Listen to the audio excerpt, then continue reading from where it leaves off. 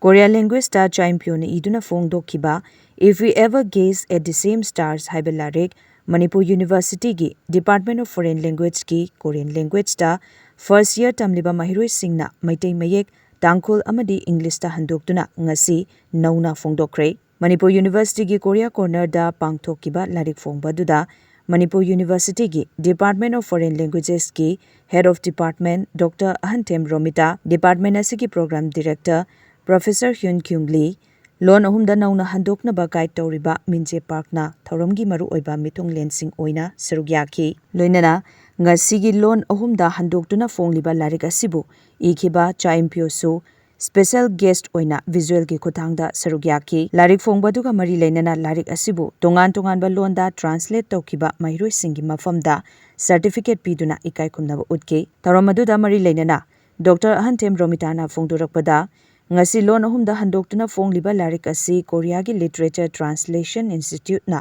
sponsor tawduna fongbani. Asigumba larik asi handoktuna fongba sina mahiroi singna lon asi hena khangnaba honnabada achoba mateng oi.